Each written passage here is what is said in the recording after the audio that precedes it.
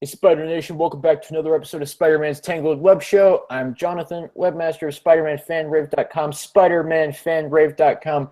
Would you like to know what that website is about? It is basically a fan of Spider-Man raving about the character.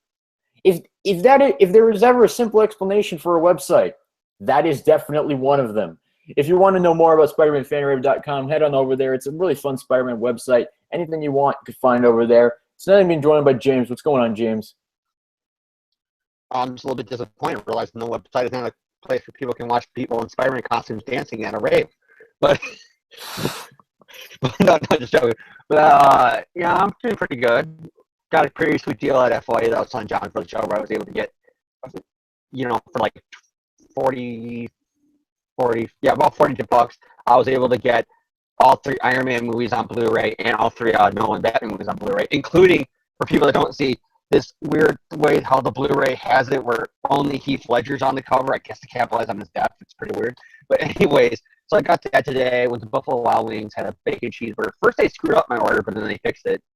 And, man, that's not really good play for Buffalo Wild Wings, but whatever. I was going to say. But the point is they fixed it and they had a smile on their face and they gave me, like, extra fries. And when I mean Mount extra fries, I mean, like, Mount St. Helen of fries. But, yeah, so that happened. The rest of my week was pretty much normal. Work in school. James is one of those people who has to work for a living, just like the rest of us common men. And John says that, like, I'm a lazy do-nothing who's, like, first day at work was, like, today. Now James is finally in the real world. I'm kidding. No, James has had a job for, like, a really long time, so. Since, like, September? Yeah, it's September because my sister's birthday was my first day at work. So yeah, it was September. All right. What have I been up to this week? Well, I've been going to school myself. We've been dealing with snow. We've been dealing with very cold temperatures. Last weekend it was 60 degrees here in Northeast Ohio. This weekend it is 20 degrees here in Northeast Ohio. Next week it's going to be 60 degrees. But it's going to rain for like literally a week straight, so there's not really much there. But other than school, shopping day, chores around the house day. I got this big ass cabinet behind me that wasn't here last week. This thing was like impossible to move in the house. It was very, very heavy. We basically did that thing where you slide shit down the stairs and hope it doesn't break anything. Because that was a good idea. It ended up being okay, but it was really fun to do. Damn it! I was really hoping your punchline at the end would be like, and that's why again my house has to be rebuilt. No, okay, no, that does not have to happen again. Thankfully, I hope that never happens again. But so yeah, that was pretty much my week this week. So what are we going to talk about today? Well, we're going to take it back. Let's see. This is 2016. We're going to take it back around 20 years or so. I think exactly 20 years. Almost exactly 20 years going by the air date. Yeah, what? I can see right now on Hulu underneath the information. It says Fox Network Fox aired on November 15th, 1996. For those of you who may watch this show or have watched it in the past or know anything about me or James, you may know that we like the 90s Spider-Man cartoon like a lot. Like we quote it a lot and we drop references to it a lot.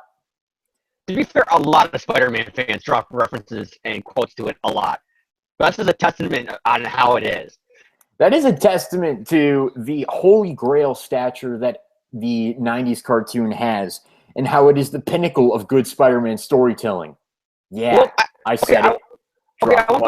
I won't go that far because I would say Spectacular Spider-Man is also really, really good. You know what else is really good, James? Mark Webb's Spider-Man movies. Okay, but yeah, so what we've decided to do tonight is we're actually going to do some audio commentaries on a few of our favorite episodes of the 90s show. We haven't done audio commentaries on this podcast really ever, I mean, this is in total with all the episodes we've done, counting iTunes and every single thing ever. This is episode number 83, and this is the first time we've ever done anything like this. Well, to be fair, this is the first aired one like this, because there's also that on-air one that me, okay, it wasn't Thomas, Jacob, it was Jacob the other guy. Me, Jacob, and Jan did, where we did the first Spider-Man movie, and the audio is so bad, my DVD wouldn't work, so I was going off memory of the movie while they were watching it. We were losing connection. You could barely hear Jan, who was trying to host it, and Jacob was a man of few words, basically saying, yep, same, yep. So let's just say it's a safe thing that never aired. So this is the first time we're actually releasing an episode where we do an audio commentary. By the way, I wasn't on that episode, so I technically committed no sins there. But you did by not being on it. You were our good luck charm, and because you weren't there, it all went to hell. Aw, James thinks I'm a good luck charm. Okay, but so we are going to give this audio commentary thing a try. We don't know if it's going to be successful or not. This could be a complete train wreck. As long as you don't say yep every other word, and you're not like Jan, who's like trying to say something but can't get it out, and me just going by memory of like, yeah, what's you guys up to? Oh yeah, that seems awesome. That seems cool. Trust me, I think we're better off now because I got on Hulu, you got on your tablet. You know, we're actually going to be able to do this. We're actually going to be able to look at what we're talking about. Unfortunately, in my case, yeah. Those other guys, they did, and it's still ended up as a train wreck. Not their fault.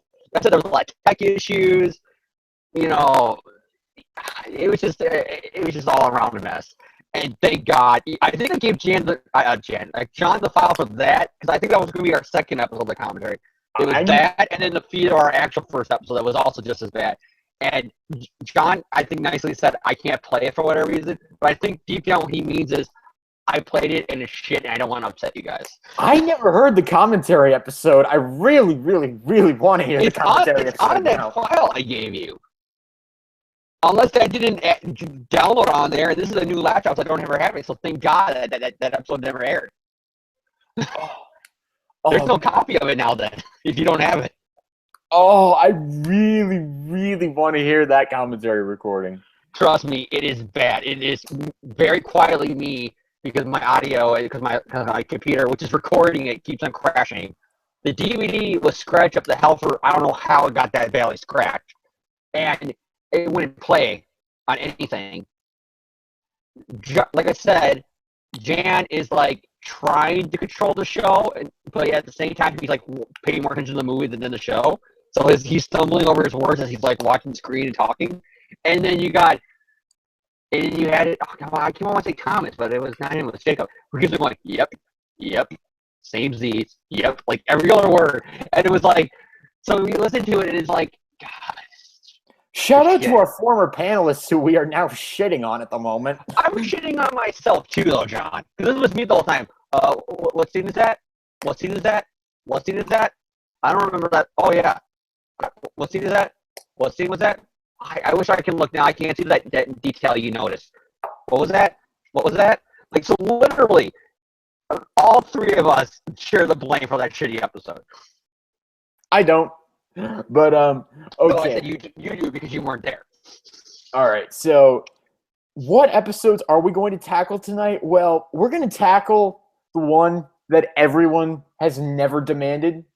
In the spirit of Marvel, because you demanded it, but you really didn't, we are going to tackle the Goblin War episode.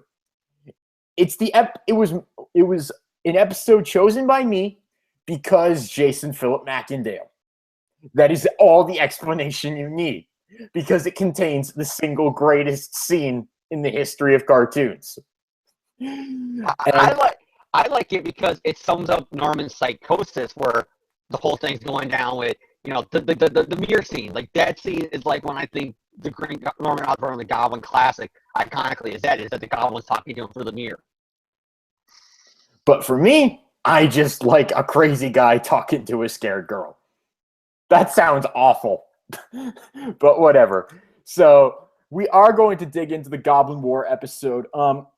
I don't know if you're watching this live right now, I actually feel kind of bad because it didn't cross my mind to give you advance notice that, oh, hey, you may want to pull up a copy of this episode to maybe watch as we listen or as we talk over it, because we are doing this commentary style. So it's meant to be you watch the picture with the, you watch the episode without audio and you listen to our commentary over it. And that's how I'm going to be doing this.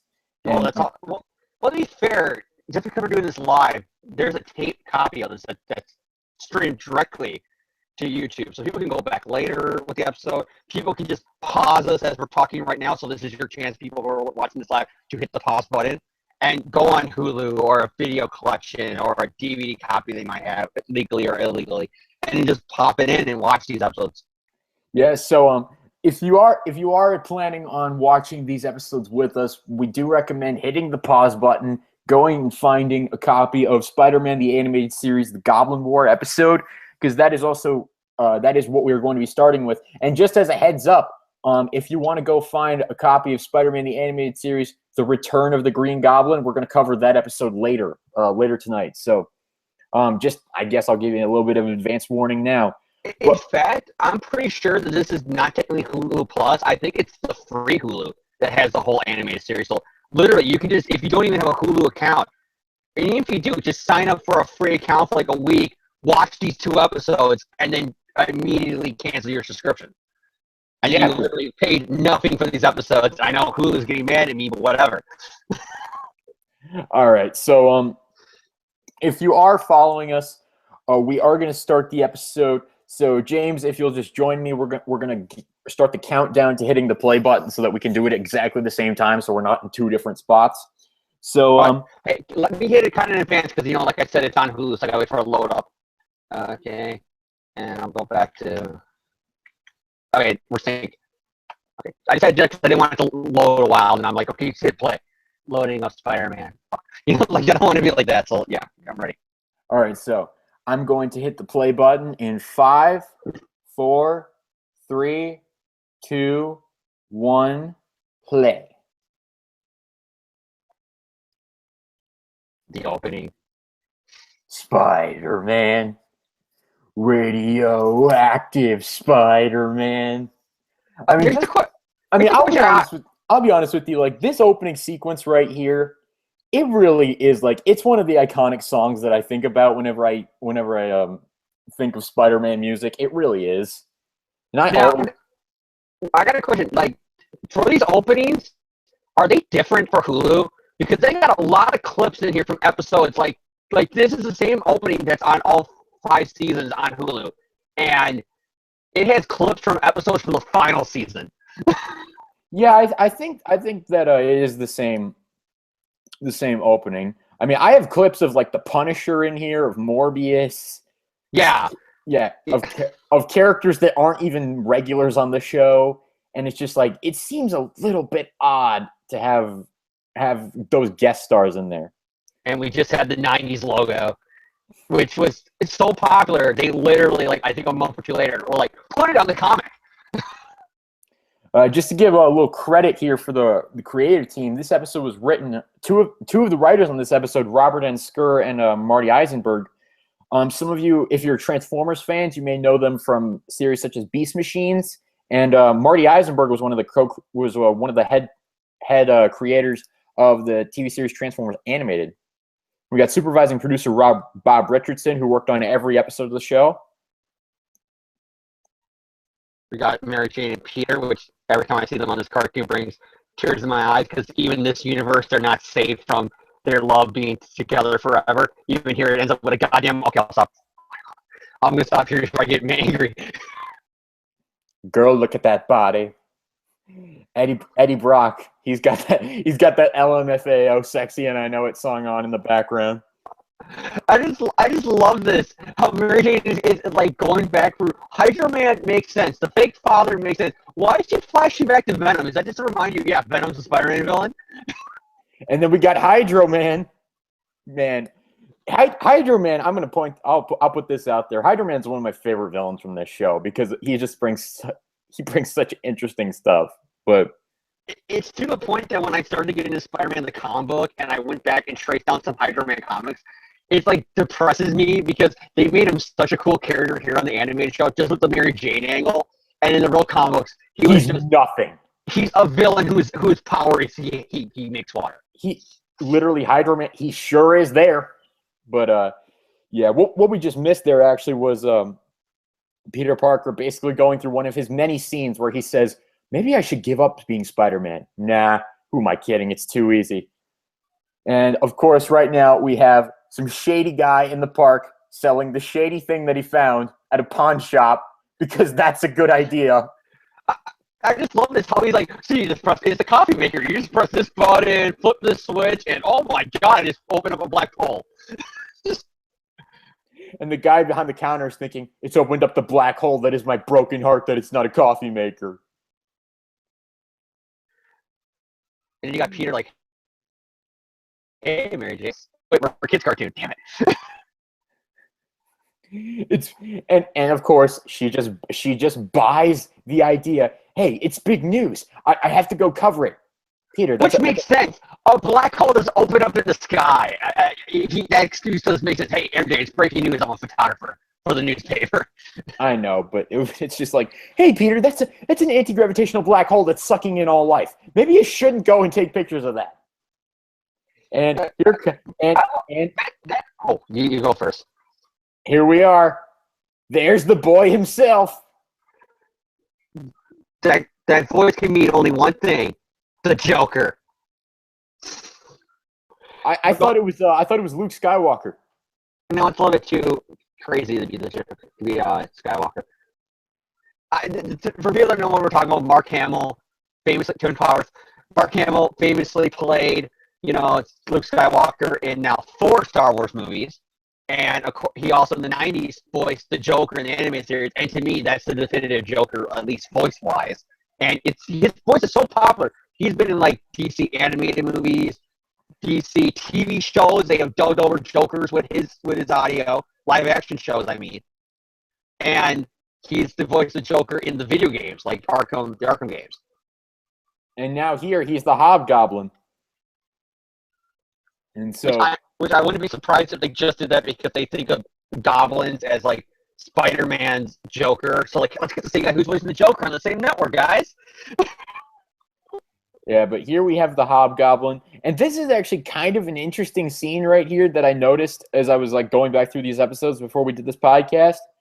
I don't know why, but that maintenance guy that he's manhandling right now, he looks an awful lot like Daniel Kingsley from the comics. I know it's not Daniel Kingsley, but I kind of want to believe it is just because of like his cowardly nature and his like, oh my god, I'm in service to the Hobgoblin.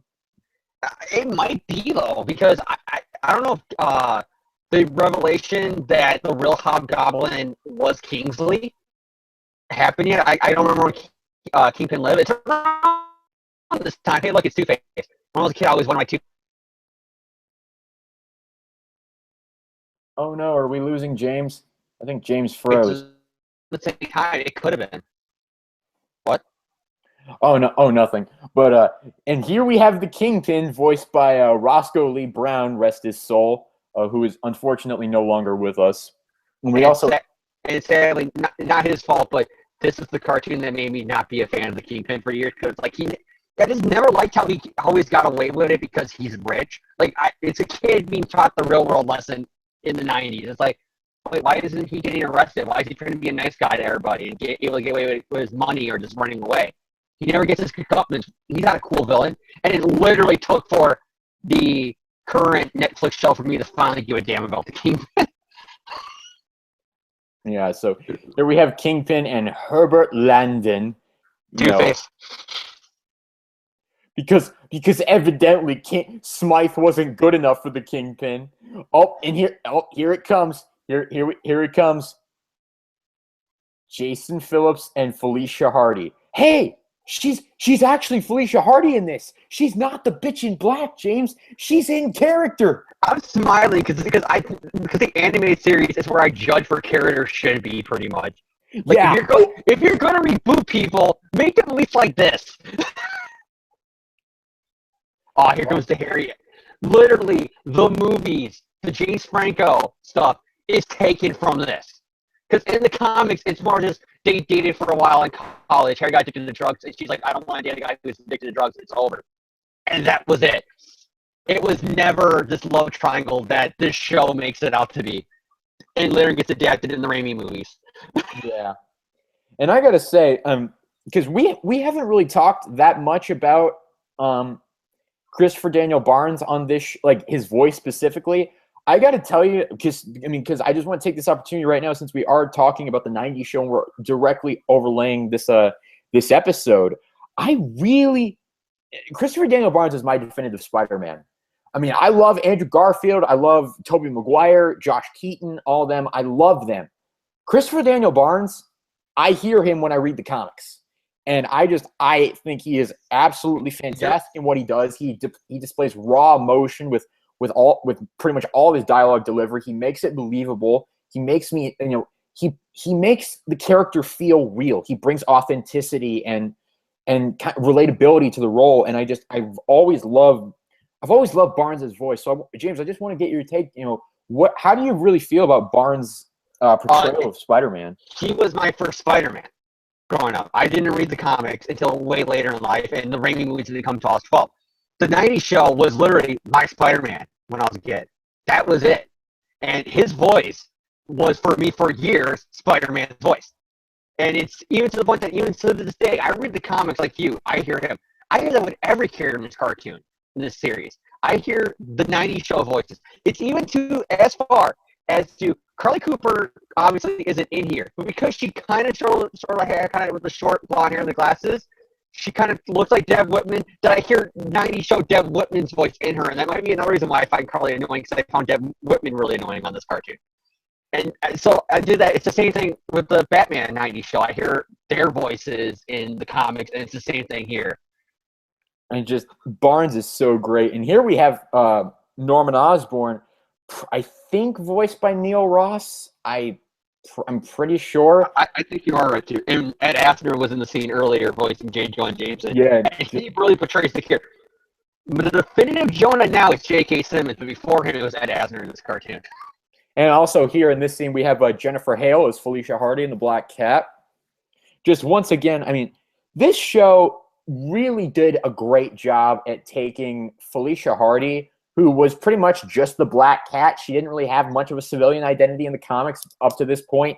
And they really fleshed out that alter ego side of her. And it's really great. I really love what they do with her.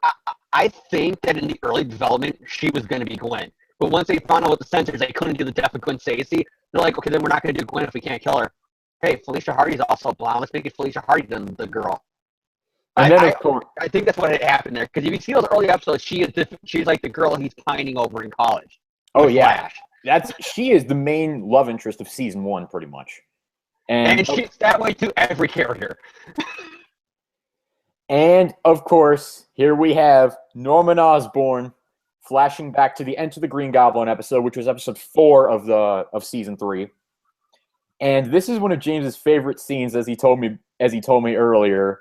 And this, I'll be damned if this didn't inspire some stuff from the Raimi films. Even in the comics, because you even get that in Dark Reign, that you've got scenes where Norman is like all in control with the Dark Avengers, and he's all in Tony Stark's tower, and he's all like mastermind. He's controlling these villains into being Avengers, and then they'll go to their rooms, and he'll go in his room, and then he'll talk to the mask. Okay, I'm doing your bidding. I'm doing everything you want, Goblin. And he's just looking at the mask. I mean, and in the comics, it was always built up that, this was his insane side. But the '90s show is where it really, again, it kind of hits in the more kind of Jekyll and Hyde. Where in the comics, it's more just, he's crazy and he's nuts and he thinks he's a goblin. But when he's Anisha, he remembers he's Norman Osborn. And of course, we attack his heart. Sorry, I had to make that joke. There's a reason why when the movies came out, they released episodes of the animated series. And I think it's pretty obvious because there is things in there that, like I said, the Harry, MJ, Peter love triangle, the Green Goblin stuff, it's pretty most obvious. Even the Venom stuff. Venom stuff is directly lifted from this show. And I just love that. Well, speaking of Green Goblin and Hobgoblin, some people might find this interesting. Avi Arad, who's been a producer for long times at Marvel, has one of the dumbest ideas of all time. The show producers are planning out the show, and I don't know the full story of this, but I'm pretty sure like they were probably saying in season 1 because Norman's a big thing in season 1. They're probably like in the finale is gonna be him as the Green Goblin. Avi Arad says, "Wait, Green Goblin came first? I thought it was the Hobgoblin because Hobgoblin is an actual thing. So Hobgoblin and then Green Goblin sounds like it would be the second one, the copy." They go, "No, Green Goblin came first. Why? Because as him being the toy guy who got in Marvel from a toy merger with a toy company, he was like, because I already made deals for the toy first wave of release to be Hobgoblin. So they were forced, even though they're setting up the Green Goblin, and Green Goblin comes first, they were forced to use the Hobgoblin." And speaking of Hobgoblin versus Green Goblin, here on the screen we have them together for the first time. And we also have an animation error there with Kingpin's pants being colored white for whatever reason. Yeah. I just love it though, speaking of that error, is the fact that the Hobgoblin's flying around right here, and then the Green Goblin breaks through and says, "Make way for the real Goblin, the Green Goblin." It's like, that line doesn't really fit here in the 90s show because Hobgoblin is the Green Goblin. Well, yeah, but I mean, it fits. I think it fits the ego of the character and such. And we Spider-Man comic fans obviously probably think of the Green Goblin as the bigger threat of the two, but He is. Especially when the man under that mask is someone we'll get to later. But yes, this Hobgoblin versus Green Goblin scene, it's just some wacky fun stuff that they brought into this show here. The sad thing about this show, in some ways, it's really timeless until they get to their 3D parts.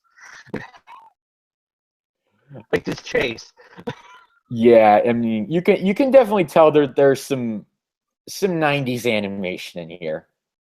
And for those of you who don't take French, he just said, "On the contrary, my brother." I took 2 years. I took 2 years of high school French, so that's how I know that.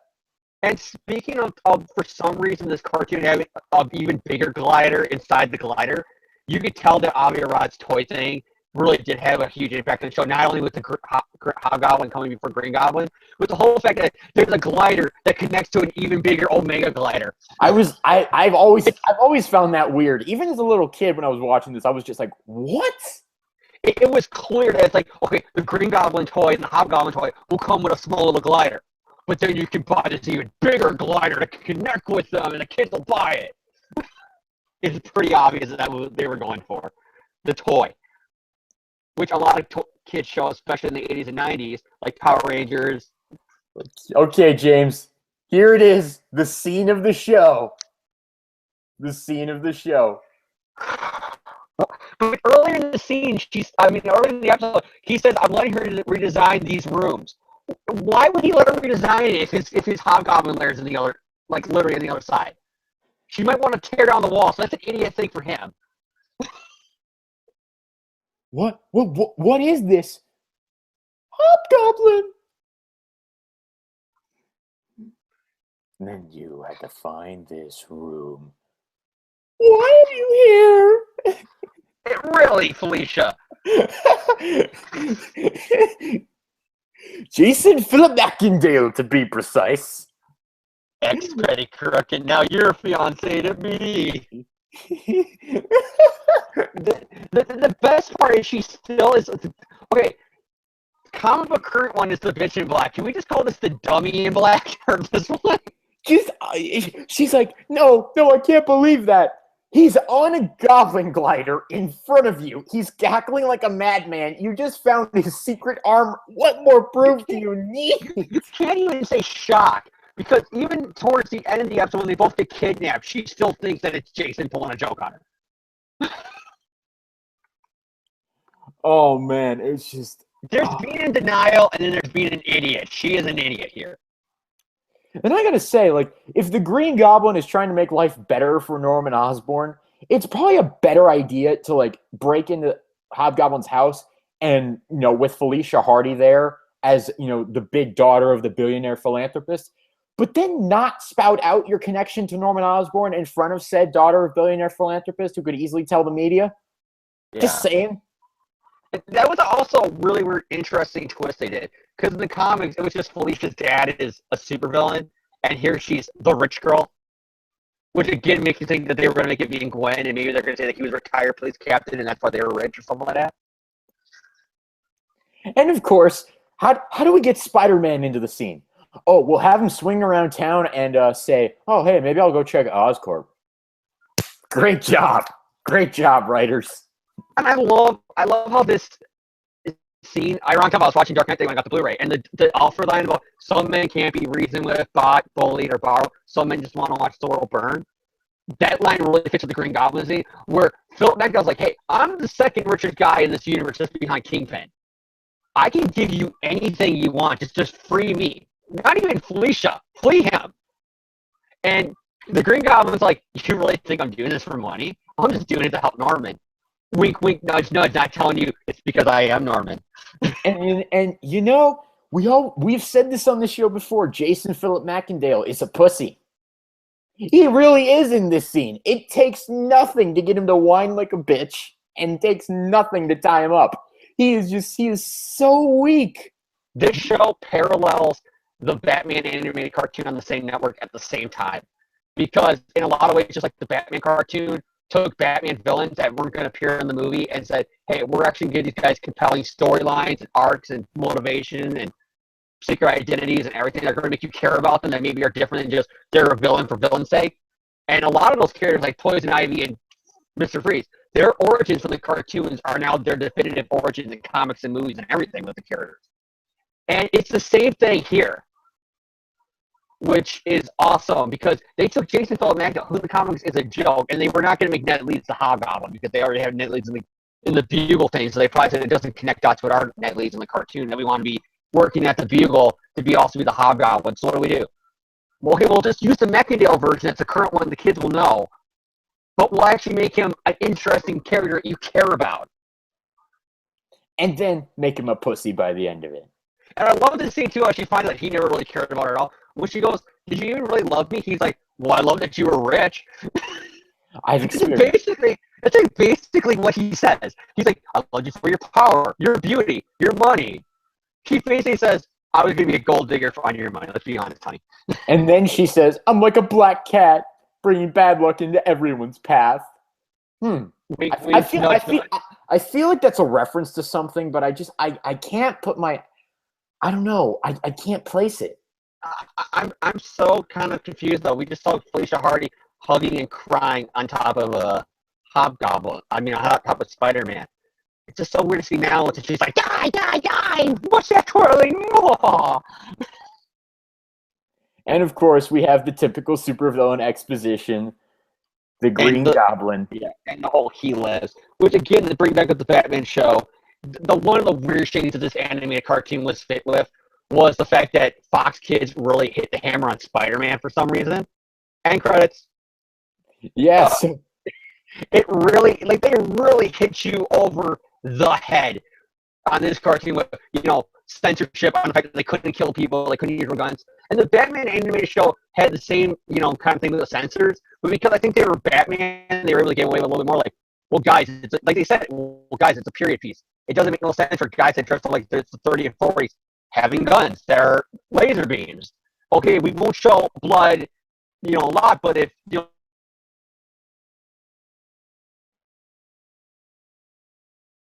Oh no, I think James froze.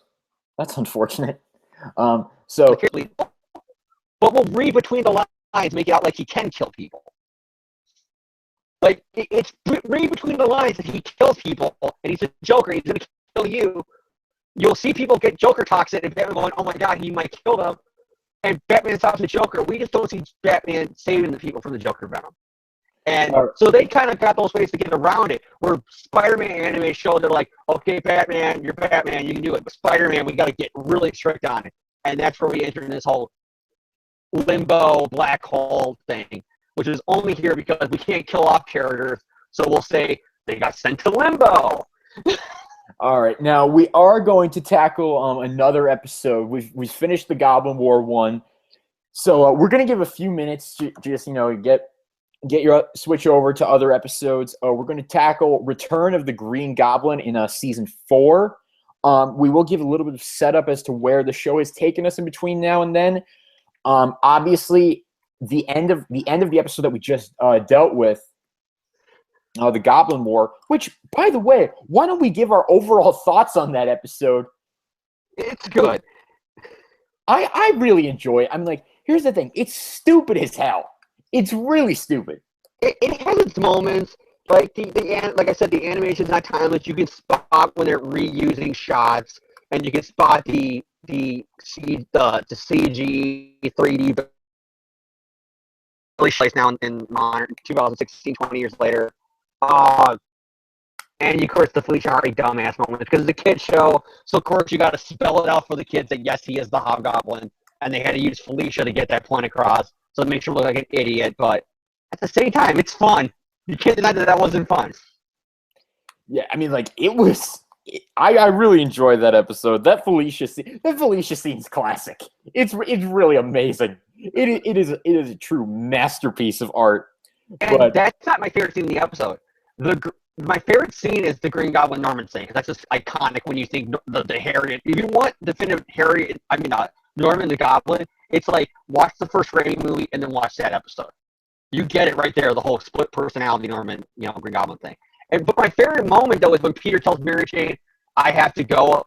It's for the newspaper. He doesn't even get to finish his excuse and run off to be Spider-Man. He goes, hey, whatever it is, it's big news. And she goes, I know you have to cover it.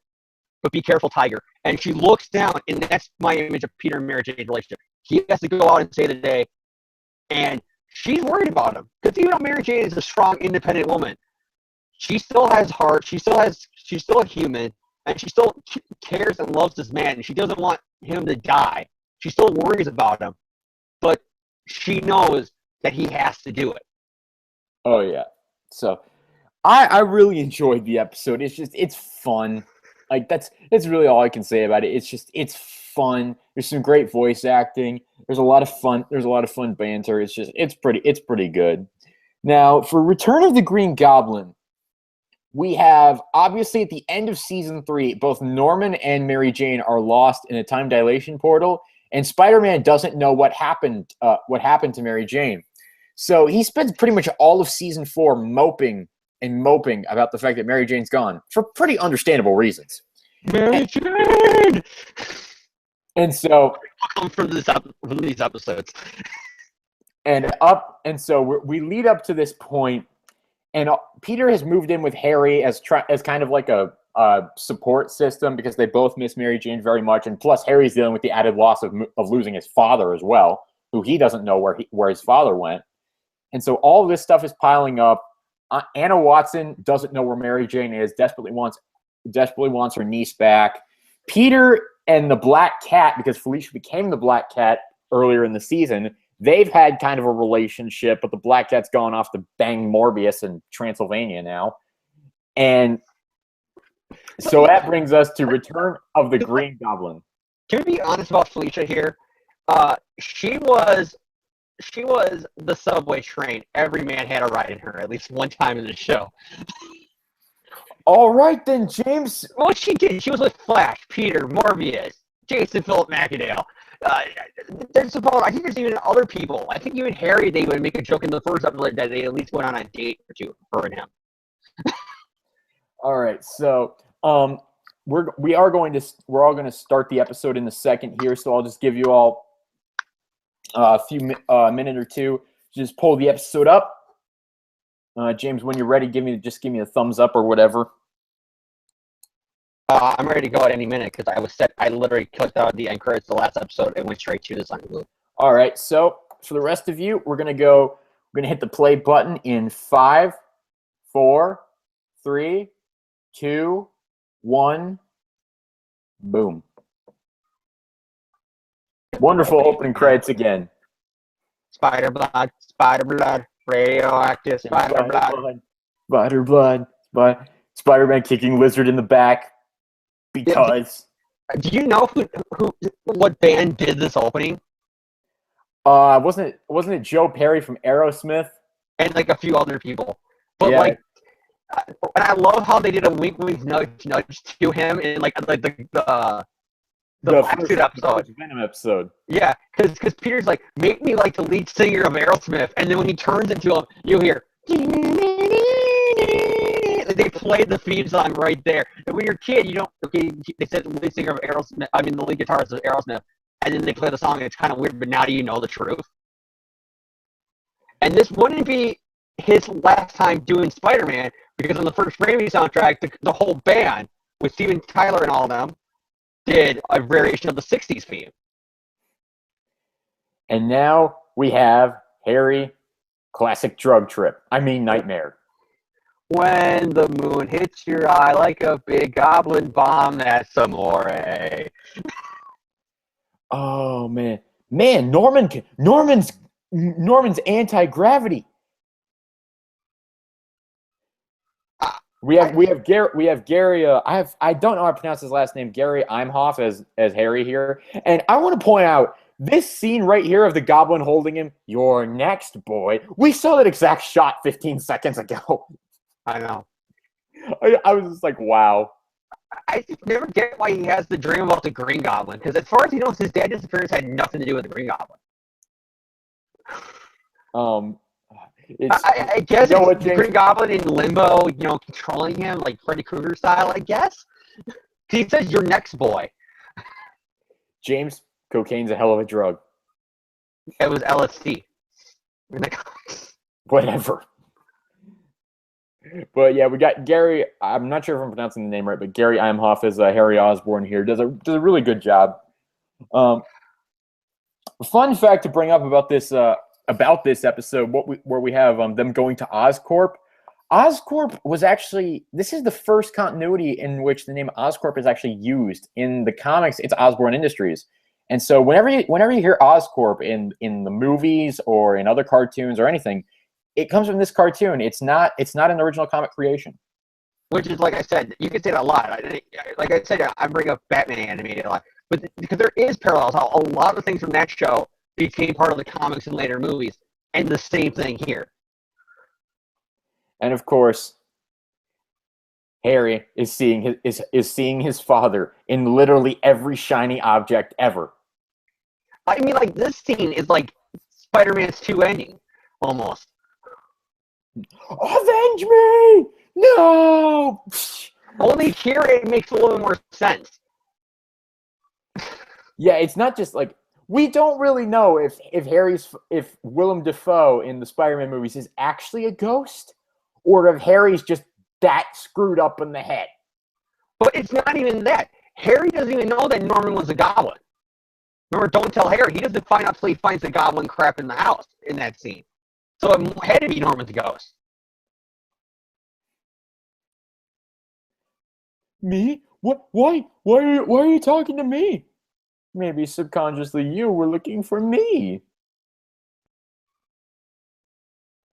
Oh man. I love that little wink at the goblin there. That's that classic Green Goblin line. Wait, why me? Why were you looking for me? And he goes, "Who says that you weren't the one looking for me subconsciously?" Wink, wink, because I'm Norman.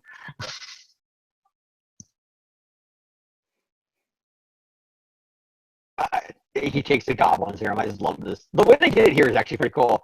How you just see like the arms bulge. He just rips out of his shirt, but then he's normal sized later. I know this ain't the ultimate continuity, but still. Hulk smash! Which, again, you can almost sort of say that, because Spider-Man 3, all you see is him walk out of the same machine that Norman made. Amazing Spider-Man 2 has that moment of the gas consuming him and like him breaking in it, and becoming what he looks like.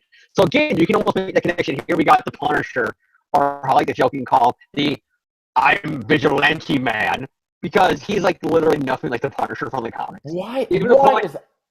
They screwed up his comic book costume because they made it blue. I guess black is too dangerous, even.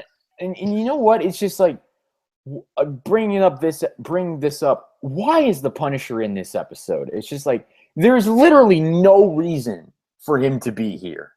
And he's really lame in this episode because his whole point is, okay, Anna Watson says Peter did it because it was his niece's boyfriend at the time. And so she's like, well, obviously it's always the spouse who did it, if something goes missing. So she says probably Peter to ask him. So he goes from thinking Peter's the Goblin, to Peter proving he's not the Goblin, to him going, there's got to be a connection with him and the Goblin and Spider-Man. So I'm going to continually hound Peter Parker, even breaking into his house a few times in this episode. That's not Frank Castle from the comics. He is not a private bounty hunter investigator. He is a guy who kills the mobsters. And here we got Peter Parker and Liz Allen. I don't know. I'm blanking on her voice actress at this moment, but Liz is more of she's really not a very big recurring character in this show, but like she does pop up every now and then. It's like how Ned is in the Bugle scenes. It's like they're there just to remind you, oh hey, this person exists. And of course, right now we've got the classic homage to ASM 136. Which it's so weird they did it here with Liz. I guess they did it with Liz because, Liz and Harry obviously connection in the comics. But it's like, why wouldn't they have it be Peter and Mary Jane on a date? Oh yeah, she's missing. Damn it, that's why. That's my question. All right, but yeah, that's a classic homage to Harry's first Green Goblin issue. For those of you who may not know, and of course, we have Harry in the costume as the Goblin for the first time. Goblin, he's back! That maniac! One of the problems, like I said, with the anime show is the censorship. The whole fact that he can't say, you fuckhead. Yeah, you say, well, we can't kill people, so we're going to send them to limbo with the machine. And it was dumb. And then you got dumb lines like he goes, I thought you were dead, Osborn. I'm not. But then he can't say that. So they have it, I thought you were, I'm not. And of course, you have Peter basically ready to kill a man until you unmasks him and sees it's Harry. But how did he get the Goblin's power? And how did he learn that Peter Parker is Spider-Man? I love you, Christopher Daniel Barnes. I really do. Once again, my definitive Spider-Man voice. And once again, it's just like every time the Punisher shows up in this episode, I'm just like, why are you here? What purpose do you serve? We could spend more time developing the turmoil between Peter and Harry and the search for Mary Jane and all that, and we could just skip all of your stupid ass parts. Get out of here. I'll see you in 2 weeks when I watch Daredevil season 2. All right, but here we've got some recycled animation from season 1 in the first episode of Dr. Octopus. I'm not sure if James is frozen or not. Yeah, I think James is frozen. So unfortunately, yeah, James is frozen. So he will probably he's probably having some technical difficulties right about now. But yeah, I really don't understand why the Punisher is exactly in this episode, but that doesn't really diminish my enjoyment of the episode too much. I think there's plenty of other good stuff going on in it. Just to point out here is a bit of a time displacement between now and when the episode originally started to air. You can definitely tell that is a very different kind of laptop than what you would see now in 2016. And just bringing up what we saw on the screen there with the spider sense, I've always really liked how they've done the spider sense in this show. How they made it a very visual aspect of it, and they gave a lot of life to the idea. You know, most times when you see it, it's just portrayed as these lines coming out of his head to emulate a tingling sensation. But here they actually gave it its own background and everything, and cool colors. And I really like the idea. Some people could say maybe they're overdoing it a little bit. I don't really think that. I think it's perfectly good. It's perfectly fine. And of course, is that a mattress that he uses to block the doorway? I'm really not sure. And at this moment, that is the most. That's like someone walks in the room at a really bad time. That's how Peter's feeling with the Punisher right now. And of course, Peter's line, "The Punisher, but why?" I don't know, Peter. Your guess is as good as mine.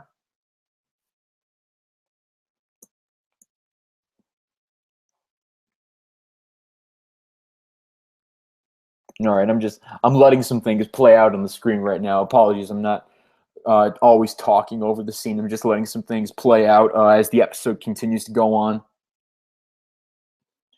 And of course, we have our epitomal commercial cliffhanger. I think I know who you really are. I will be honest with you. This scene right here with the conversation between Peter and the Punisher, I really like it a lot. I think it's really good. There's some good banter between Peter and Frank in this scene. I really like Peter's line of "Brilliant deduction, Holmes, but absolutely wrong." And of course, that tranquilizer must have gone to your head too. To be honest with you, I don't know if James is coming back. James, if you're out there, come back to us. We miss you. And of course, Peter shoots the Punisher with the goblin gloves, gets on the glider, and delivers probably one of the best lines of the entire episode as he flies out the roof. No wonder Norman went crazy. Trying to steer this thing would make anyone nuts. But it's just I don't really know why I find that so funny. It's just classic Spider-Man banter.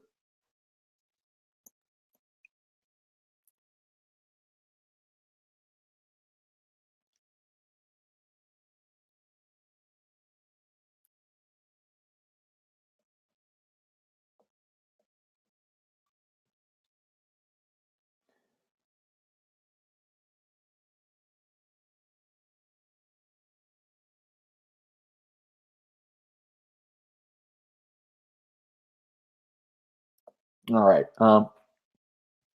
Of course, we have Harry Goblin coming back in, taking over the scene again. And we have another great line from Peter. Whoa, what do you know? That must be me up there. Yes, that is one of my favorite lines from the episode as well. I think if for all the shit that I give this episode about having the Punisher in it unnecessarily, I think there's a lot of good dialogue and banter, especially from Spider-Man. I think Christopher Daniel Barnes does a lot of great voice work in this episode. We brought him up in the last one, and I think his high quality voice work really continues in this episode.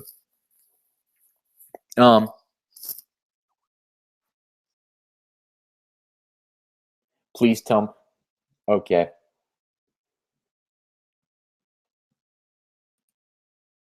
James is messaging on Skype. But don't worry, all you loyal viewers.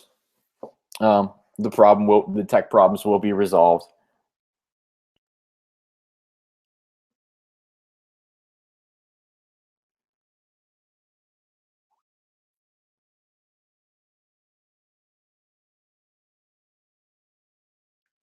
James has lost his internet connection at this moment, so he's trying to come back at some point. This is a pretty nice scene here with Harry and Norman.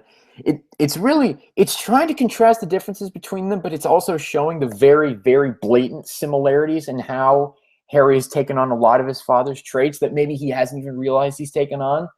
And so it's actually kind of an interesting look into not only their dynamic, but also like their just their individual psyches in general. So there's some really good stuff there, and of course the respective voice actors do a lot of really good work. And of course, Spider-Man in his, these scenes are pretty typical of not only the cartoon but also the comics as well. I mean, we see this all the time in the comics. Spider-Man just swinging around, giving exposition in his internal monologue about, oh, maybe I should go here. Why am I letting the Punisher beat me to the punch? And as we brought up in the last episode, the glider inside of a glider, because Spider-Man, pretty much. And this is a really good scene between Harry and Peter here. If you are watching the episode and you have the ability to turn the audio up, I will recommend that you do that, because this is some pretty powerful stuff right here. So I won't talk over this part. I'll let the show speak for itself.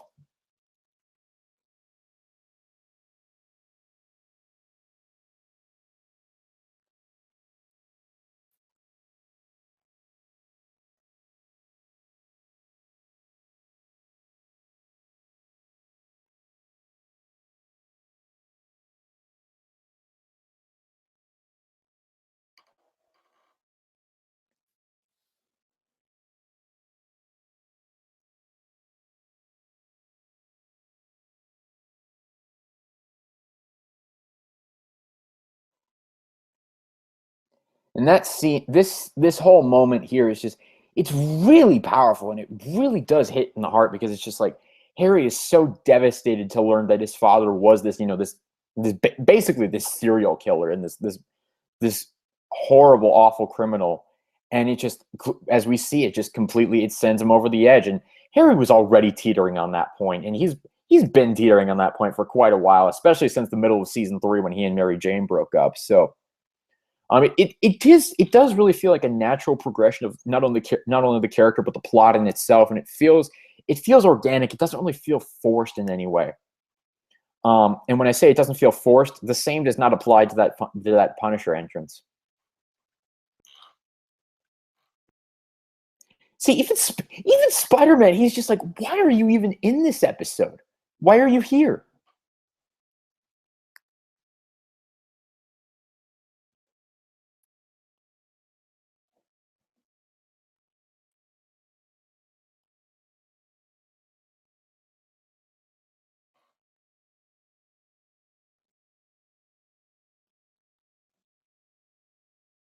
So are we, Spider-Man. We are tired of him blowing things up too. Don't worry.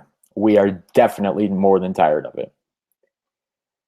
And of course, what kind of Goblin episode is it without a trip to the George Washington Bridge or the Brooklyn Bridge? Depending on what comic you're reading or what episode you're watching. It depends, even what film you're watching. Fun fact, in the first Spider-Man film, when Willem Dafoe took Kirsten Dunst up to the top of the bridge, it was actually the Queensboro Bridge in New York City. That's a little bit of trivia for you. Peter obviously is trying to reason with Harry in this scene because, you could tell it throughout the entire episode. Peter doesn't really want to fight Harry because Harry, not only has Harry been his best friend for so long, but Harry's really not the Goblin that he has a grudge with. Harry is not the villain here. Harry is the victim who has unfortunately had all of this bad stuff just thrown on him and thrown at him. And so Peter actually really feels empathy for him, and that's a lot. That's very similar to the original Jerry Conway, Ross Andrews story in ASM 136, 137, which some of this episode is based upon. That also is that's also very similar to some of Sal Buscema and Jamie DeMatteis's work in Spectacular Spider-Man, where Harry became the Goblin again. So there's definitely a lot of comic inspiration that this episode is definitely pulling from.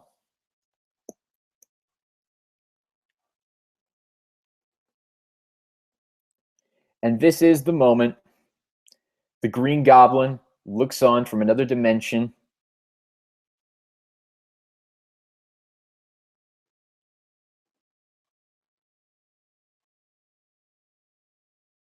Two words, Goblin. Water clone. Yes. Someday, if I really hope to cover those episodes on this podcast someday, because those are two of my favorite episodes ever. That two-parter, Return of Hydro Man. We'll put that down on the list for future episodes to cover. This whole moment with him singing the song like this comes right out of a J.M. DeMatteis comic. This comes right out of the Spec run, and it's absolutely fantastic. It was the first thing I thought of when I saw this scene. It's absolutely wonderful. I love it.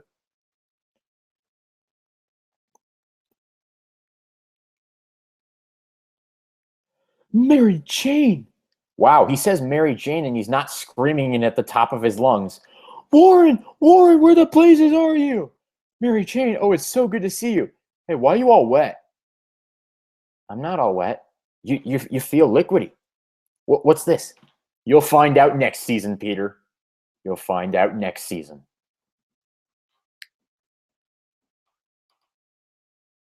Yay! The Punisher gets credit for doing nothing. Great job. The Punisher gets credit for doing absolutely jack shit. He didn't find anybody. Mary Jane literally walked up to him. Fuck. So, yay. Don't worry, Harry. I'm taking you to get some help. Oh, man. So, obviously, that's the end. This pretty much brings us to the close of this episode. Um, I will give my general thoughts on it. I don't know if James is coming back at this point. I don't think he is. I think his internet completely crashed. But just overall, I really enjoyed the episode. I think it's really good. It's some really great stuff for Harry, some really great stuff for Norman, and really some really great stuff for Peter. You really get into their friendship. You see some of the tension between them. You see a lot of into Harry's psyche, just how much he relies on, how much his father situation has affected him, how much the situation with Mary Jane has affected him. You really get to see a lot of that. My really only negative is, why is the Punisher here? The Punisher does not need to be in this episode. He's completely taking up. He's just wasting time. There's no need for this guy to even be in the show. And so that was my really one big complaint about it. But overall, definitely a solid episode for me. So James is just, I don't think he's coming back at all. So I guess that we're just going to have to end the podcast here, because, I mean, we were going to end it anyway after this, but we were because this is all we had planned for this week. So I'll give you a little bit of idea of what's coming up next week. Obviously, we got Amazing Spider-Man Volume 4, number 9 by Dan Slott and Giuseppe Camuncoli. That's coming out next week. I don't know if we'll cover more 90s show or more comics next week. I'm not sure yet. We haven't decided. And other than that, yeah, we're just kind of playing it by ear. We're just going week by week. We're deciding what to talk about. So I guess that's going to do it. So shout outs for this week: Marvel, Stan Lee, Steve Ditko, John Sember, Christopher Daniel Barnes, Marvel Animation, Marvel Studios. Thank you for Spider-Man. Thank you for the episodes that we talked about this week. Shout out to you listeners and viewers for tuning in for this episode. Other shout outs this week. To be honest, I don't really have very many. It's been kind of a boring week here in Northeast Ohio. Not really much happened. Nothing really came out. Nothing interesting to talk about in the world, I guess. I mean, there are interesting things to talk about, but here isn't the place to talk about them. So, yeah, I guess that's just going to do it. Shout out to James for, I guess, trying to get his internet back. It'd be really awkward if I'm about to end this episode and he comes back on. So I probably should end it before that ends up happening. So, yeah, so thank you guys for tuning in. We hope to see you next week. And, yeah, see you all later. Have a good week. Adios. And I'm back. Yeah, I don't want to get into the details here. Long story, but connection fucked up, let's just say. And I got disconnected, and this was my pick for episode, and I really wanted to talk about this because this is my favorite episode. So John said, screw it, do this live feed right now where you talk about it. So this is going to be my take. I'm restarting the episode because I don't even know where I was at, and I don't want to start from like midway for the episode. So I'm going to restart the episode, and so if I repeat myself, I apologize in advance. It's just because I'm doing this to get this done with, because it's been really tiring since what happened. So I'm just going to do my take. I apologize for the audio because the last few weeks I know my show's been sounding really weird. I don't know what's going on, so I apologize for that. And you're going to have me the whole time talking now, so it might be a little irritating. Again, I apologize here in advance. So I'm just going to restart the episode now, and I guess this is my take on it. So hopefully you enjoy it. And if I tap long pauses, it's because I was expecting John to come in here with me, and obviously that's not going to happen now. So it's me now, and I'm going to start the episode in 3, 2, 1. Now it starts. Back to the opening. Like I said, this is classic. I like how they added the origin here with the spider bite, because that was one thing in the animated show they couldn't show with the censorships, was obviously the death of Uncle Ben, even down to the point that they couldn't even say he died. It was always just, my Uncle Ben, no! And that's the origin of him flashback. And then what happened to Uncle Ben? No! I mean, Power Rangers got away with it by just reading between the lines, saying stuff like, I lost my loved ones, or I will destroy you. And this show couldn't even get away with that, it seemed like. So yeah, you got the intro. You got Mary Jane, Doc Ock, Mysterio, classic scenes, great episodes. Yeah, some of the parts, like I said, don't really age well. Like the CG in the skyscrapers. It looks really bad now. Back then when I was a kid, I thought it was cool, but now it just doesn't live up to it. Let's just say, when the moon hits your eye like a big goblin pie, that's amore. I already made that joke, I know, but screw it. This is a really good episode. I love this episode when I was a kid, and it's one of the reasons why Harry is one of my favorite Green Goblins. And it has nothing to do with the James Franco in the Raimi movies. It has nothing to do with, obviously, Spider-Man 2. And it doesn't even really have anything to do with the comics, because the comics Harry Goblin career was really a letdown to me when I finally got to read it.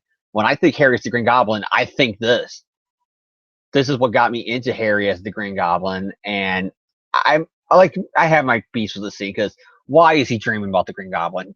It's not like he has any connections with the Green Goblin and his dad besides for one time, which is the Green Goblin origin, where he thinks that the Goblin kidnapped his father. He has no other connection here to the Green Goblin, so I don't know why he's dreaming about it. In the comics, and also it makes sense because he knows Norman's the Goblin. Here, it's just he had a dream about the Green Goblin, and just so happened Limbo Norman is talking to him. It just was really weird.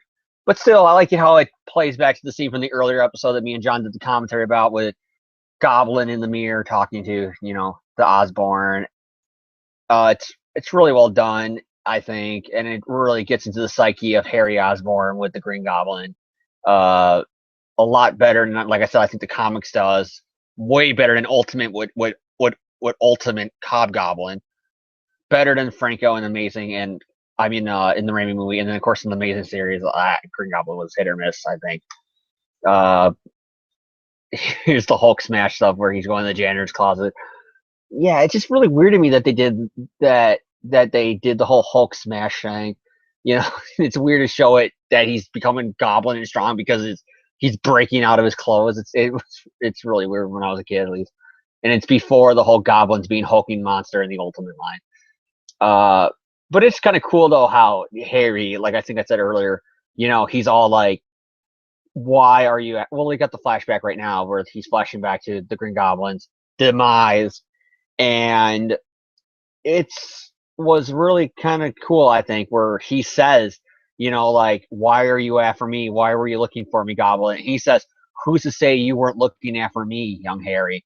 And I love that because that's Norman. He's saying, half truth. I'm Norman Osborn. I'm your father. I'm just not going to tell you that. So you're actually looking for me, buddy boy. I only need you to get me out of this place. And that's basically it. And it's classic Norman when you think of it that way. He doesn't want to talk to his son just to see his son again for Limbo. He wants to get the hell out of there. And that's the only reason why he's doing this with Harry. Because Harry is the only one who, for the love of his father, would do it. And he torments him about knowing where Norman is, and he won't tell him unless he does this stuff, which again, tying into what I said earlier. He could come out right now and say, "Son, it's me. Get me out of this place." But no, it's funner just to make him do your Goblin bidding. Then here we go with Anna Watson, going to the gravestones, and she thinks Mary Jane's dead, or not, missing, because you can't say that Fox Kids with Spider-Man show. And then we get Punisher, which I have said, why the hell is Punisher in this cartoon when there's censorship up the wazoo? And because the way they play him off, he can't even have the classic Punisher look. They got him in blue and a trench coat, and they can't have him, being the Punisher who kills criminals. So he's a bounty hunter, or just some guy wearing a skull shirt that just happened to come across Anna Watson. He has no place in this episode, and like I said, he is really tacked on here and really not needed. He's literally there because we need to make people in New York think that Peter did it because, oh, my Parker luck. That's basically it. Because after he finds out that there's no connection between Peter being the Green Goblin, he assumes Peter is still involved with it because he's the boyfriend. Which I guess, that is something that happens in real life. But at the same time, the cartoon, it would get annoying to the point in this episode where he's like harassing Peter, and Peter's like, "Dude, get the hell away from me." And the guy wouldn't take the hit. Because he's not a cop. He's a guy in blue spandex with a skull on it.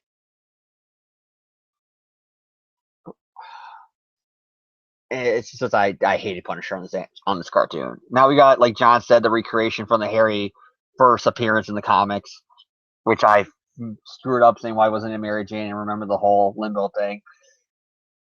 But like I said, it's been a long night, so forgive me for that one, even though that happened before it. Like I said on the podcast, Liz was like Ned Leeds, where they would put the character in like every so often to just remind you that they're there. It felt like it's like, oh, there's Liz. She has a crush on Harry. Wink. Oh, Ned Leeds was right when he wrote that article about the monster or the villain or who or whatever. It was like little stuff where it's like, see, it's got all the Spider-Man characters, and it's like, but we don't really want to use them, so we'll have them appearing once in a while. And this is what Liz is, where obviously she is Harry's future ex-wife and mother of his child, or his firstborn child, who Harry doesn't give a shit about. But that's a rant for another day, which I've done already. And I think this is right where I cut out, so hopefully I will not cut out now. Am I still live? Good. Yeah, I just love this, Peter fighting, and I love it how he's vengeful, because this is basically the version of the night Gwen Stacy died. He thinks MJ is in another dimension, but that's 90s show talk for dead. That's Dragon Ball Z when it was originally airing, dead. Where they said next dimension, where they couldn't say the character's dead. Same thing here. And I love it how he's all like, "You're mine, Osborn. I've been waiting for this." Wait, Harry? And I love that reveal, because we know it's Harry, but Peter doesn't. And he's like ready to kill this guy. And how did he miss him? I mean, honestly, how did he miss the goblin right there? You think the glider would at least make a noise, even when it's on standby. But whatever.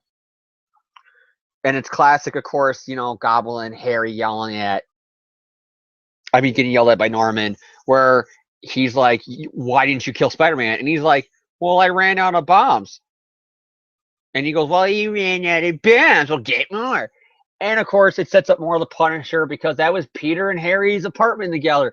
And Harry Osborn's not found in the fire. And it was Harry Osborn's girlfriend in the comics who got knocked out by the blast. And Parker was with her. So, again, Frank Castle thinks it's Peter Parker killing all his friends for no reason. And now we got more stock footage being reused from the first Doc Ock episode. I didn't even think the mansion shot is a recap of just saying, screw it, it's not Oscorp, it's the Fleet Hardy mansion. Shh. Whatever. That's what it feels like. You got Peter. This is actually a pretty good scene, I like, where Peter's like in the house and he's looking for all the goblin shit. Because it makes sense. That would be the first place you go in the situation. And it sets up the Frank Castle parts more. And this is the most annoying thing with Frank Castle and the Green Goblin stuff. And of course, he's looking for more goblin stuff. I just really love this cartoon, and I just love it because this really sets up the Peter and Harry relationship as cartoon to me. When I was a kid, I cared about Peter and Harry in the first Raimi movie because of this. The cartoon set it up that he's Peter Parker's best friend who became the Green Goblin. And of course, Peter feels like he's being stalked here, and it's Punisher, but he thinks it's Peter Parker. And then it turns out there's a connection to the Kingpin because of the whole thing where Peter got arrested for no apparent reason, because Kingpin and that one Kingpin Daredevil crossover. So again, it sets up even more now because it's a connection to Kingpin.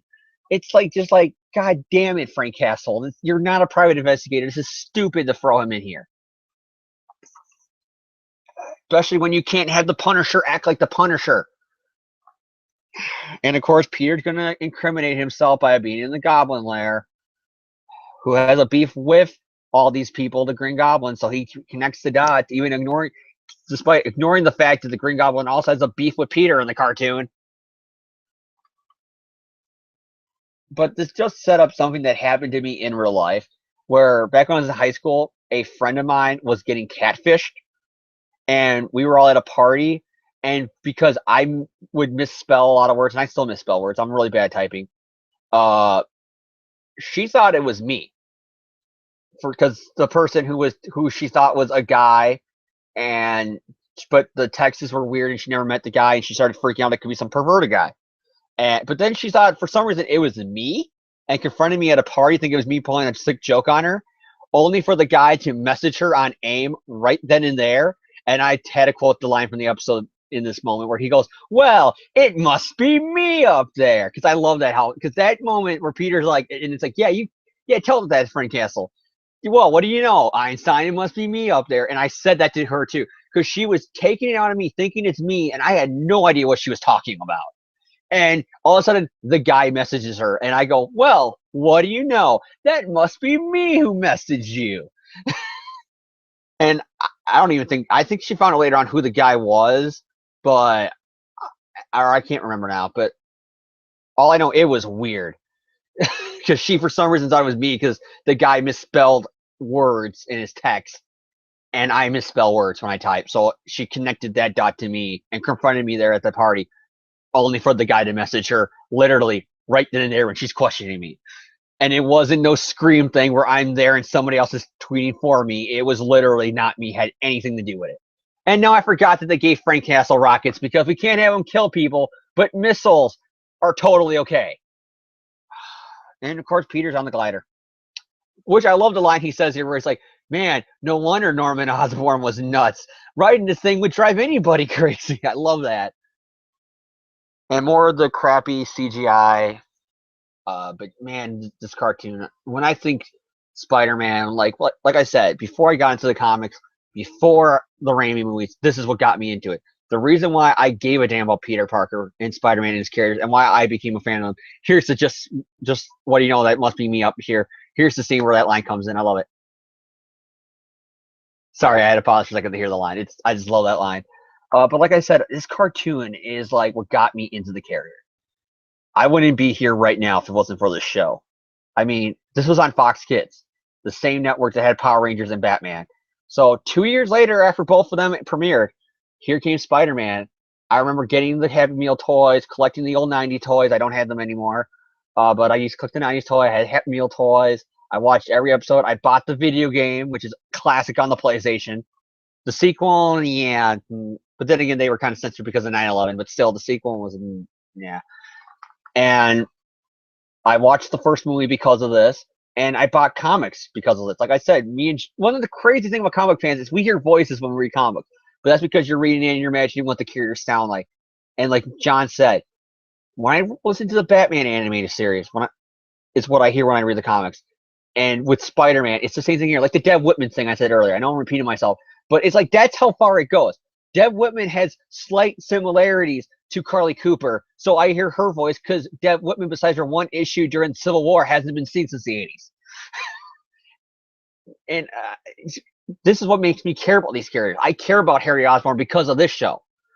I care about Peter Parker because of the show. Mary Jane, the reason why I'm a huge MJ and Peter fan and why I love the marriage is because of ironically a show where he married a water clone version of her. I cared about Mary Jane and Peter because of this show. And this is my favorite episode, and it's the one reason why Harry Osborn is one of my favorite goblins. And when going back to Raimi's first movie, when Norman died, I was excited because that meant Harry was going to become the Goblin. And Spider-Man 3, Amazing Spider-Man 2 joke, insert here. More of that crappy CGI, web swinging. Just don't care about it.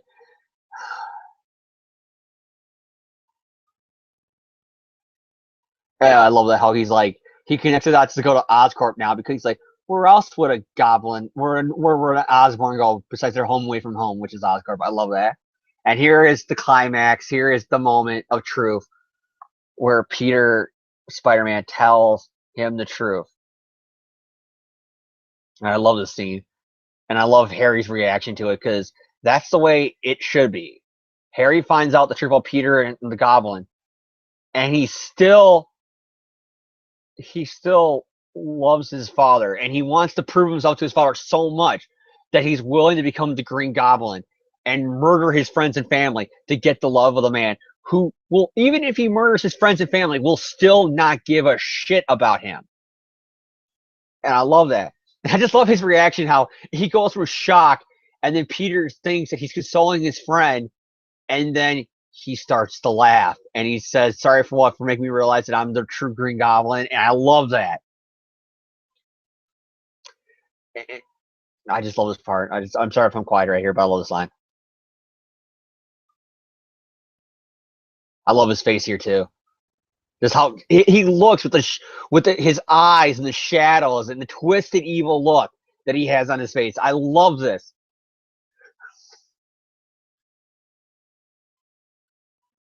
I love his voice here. It all makes sense now. I'm the only one who can see him because I am his son. I'll kill you, traitor. I just love this.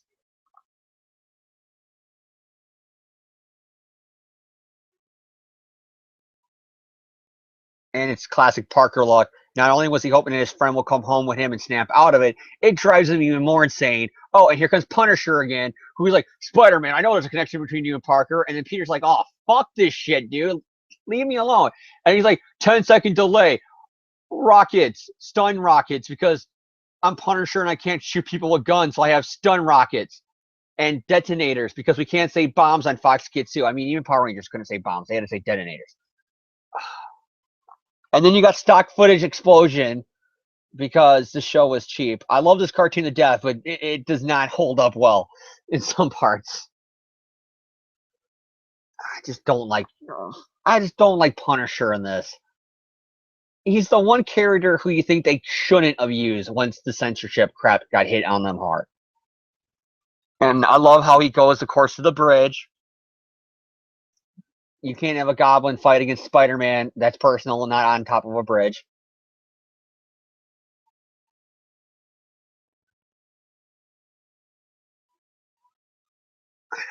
This fight is so cool and epic, and then just Punisher ruins it. And I don't even think he's even Punisher. He's just guy in blue spandex with skull on it. I mean, he's like an annoying pest that Spider-Man has to tell him, get out of the way. There's 3 or 4 times he says in this final fight on the bridge, get out of the way. You're in the middle of this. You're making the situation worse.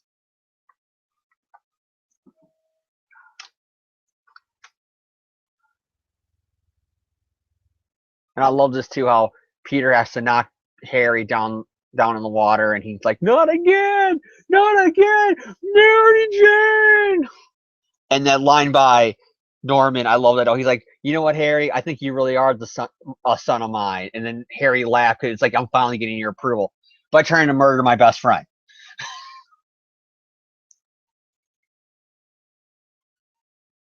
And of course, Harry just happens to float by Frank Castle in this episode.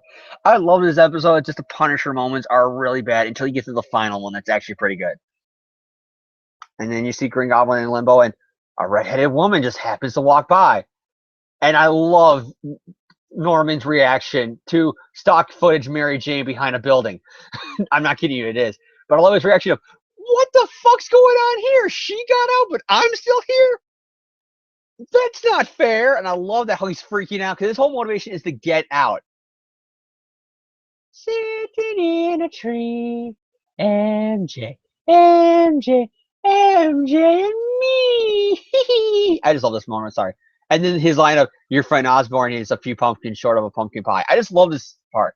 But back to Mary Jane, I just love it how the goblin freaks out that, what the hell is she doing back? And of course, it sets up later on with the water clone and whatever. But it is really cool. It's like, oh my god, MJ's back, and the goblin's like, well, that's not fair. What the hell's going on here? And of course, MJ shows up, and then Harry with the next line of the episode is, it's you. I just love it, and it's so perfect too how Frank Castle is about to beat up Peter Parker for no reason. Honestly, he has no reason. But he's like, you're going to tell me why your friend's a goblin, even though that probably incriminates him for everything that happens and not you. But still, your friend's in, you got to tell me what your connection to is. And of course, Mary Jane shows up, and then Frank Castle's like, I still got a job to do. And so he kills Peter Parker. No, he just brings MJ home, and then he leaves, and then it's like Moody because he's Punisher. I just don't like Punisher in this episode. Everything else is awesome. Punisher is not needed at all. They could have done a private investigator, random guy, and got the same exact thing. It was just because, well, we can use Punisher in the spot. Look at all the cool toys we can have with him with the goddamn van. And then you got Harry somehow, even though he's still cuckoo for Cuckoo Puffs, acting normal. Hey, Peter, it's all cool now. MJ's back. And then Peter's like, "Yep, it's finally gonna be okay as I send you to an insane asylum." And the episode ends. Like I said, I love this episode and I love this cartoon. It is iconic. It is classic. Like I said, I think Harry is the Green Goblin. My whole thing going into those movies was this show, and this sums up why the Green Goblin is my second favorite villain. Harry Green Goblin is my second favorite Goblin. I mean, my favorite villain is still Norman as the Goblin, and my second favorite villain is Venom. But that's more because '90s kid. Venom was awesome in the '90s, and mostly again because of this anime show. And now we got the end credits. It's going around. I love how they use like stills and concept art for the cartoon in it. That's really cool touch. And just give my thoughts on this episode in general. It's a great episode. I enjoyed it. The Peter moments are really good. The Harry Green Goblin stuff are, like I said, iconic. It's what I think of when I think of Harry's run as the Green Goblin. I don't think about the comics. I don't think about the Raimi movie as him as the new Goblin. I definitely don't think about Amazing Spider-Man 2. I know John's probably listening to this somewhere right now. Hi, John. And he's getting really irritated right now with me saying that. But Dina Hahn's Green Goblin sucks. Ultimate Hobgoblin sucked. Raimi Franco is awesome for the way it is. This is when I think Harry is the Green Goblin. Mary Jane, short water clone moment, but still it's really good. The touching reunion with Peter. The Anna Watson whole thing they did here where she hates Peter is weird because in the comics she doesn't. In fact, she's trying to get her and MJ, her and Aunt May are trying to get Peter and MJ together in the early Ditko issues. And here she hates Peter because everybody needs to hate Peter. Because the Parker Luck. It's just a great episode. And I enjoy that. And I'm starting to ramble on about other things about the show, and I don't want this to turn into me reviewing every goddamn all 65, I think, episodes of the show. So I'm going to start cutting this off now with my last remark is, Dan Slott, you're wrong. This isn't the same continuity as Unlimited. Yeah, I said it. Pipe bomb, mic drop. James out. See you guys next week for the next episode of our podcast where we're going to do something else. So, yeah, awesome. See you guys then. And remember, Power Rangers movie, that's my shout out. Photo came out. Batman animated series, awesome, because I brought this up a couple times. So shout out to Batman animated. Shout out to Mark Hamill. You're awesome as Luke Skywalker, even if it was a quick little cameo spoiler at the ending of episode 7. But the DVD's coming out like next month, so it's okay to spoil it, people. And final shout out to Spider-Man in this episode because of the iconic line, Mary Jane, Mary Jane, Mary Jane! And that's me for the end of the episode. Bye, guys. And I'll once again see you guys next week.